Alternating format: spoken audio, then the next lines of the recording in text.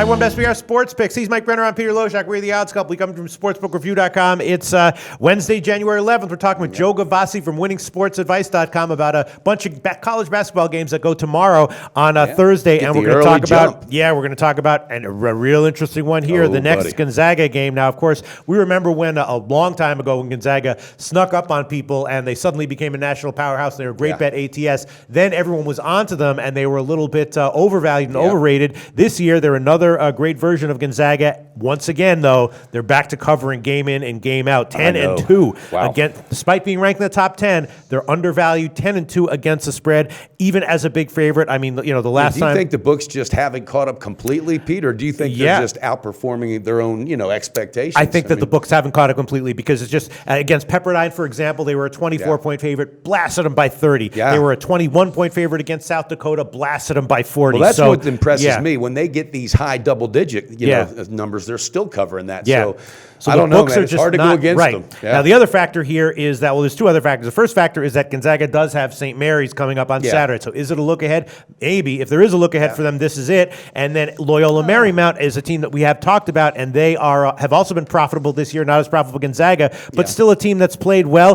They played against St. Mary's and lost by only 12. I actually took them in that one. I bet them at plus 12, so I got a push. But the point is, I thought it was going to be competitive, and I don't know. I got to tell you, I think maybe my play on this one would be LMU at 22, although it would be a tight one. What do you think, Mike Brenner? That's just too much for me, but also I just can't go against Gonzaga because of the fact they're covering these double digits. So, let's see what Joe Gavazzi's got to say. Right. And remember when Loyola Marymount was really dependable as far as when they were getting a lot of points, they would absolutely cover those left and right. So I don't know, Pistol. This is a tough one. I'm leaning LMU. Joe Gavazzi from winningsportsadvice.com. What's your take on this one?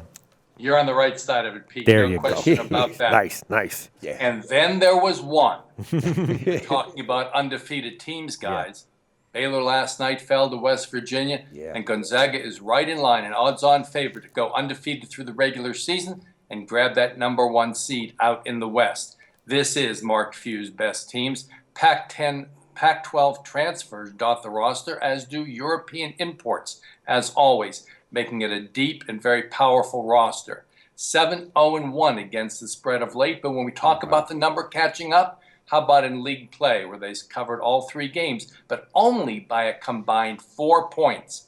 Now they face what I've talked to you guys about before, is I believe the best of the rest behind the big 3 in the West Coast Conference. That's Loyola Marymount behind head coach Mike Dunlap. They've got Pac-12 transfer of their own in Manuel from Oregon. They've got a kid from Hawaii, Jovanovic, who averages in double digits, and Tawacho, a JUCO transfer, who's also filling it up, making 3 double-digit scores.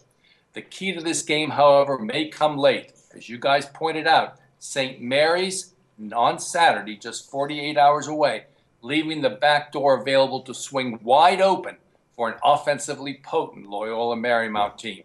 I like Marymount here, plus the 22 points. Awesome. See, and I think the big thing that stands out is they're not going to overlook what's coming Saturday, but they're also not going to be stupid. Right, and if they have an opportunity to rest, that's where the back door sneaks in. A 17-point win, totally fine. Absolutely. Gonzaga's eyes. Joe Gavazzi from Winning Sports Advice. Thanks so much for your breakdown of this game. Tell us a little bit about your website.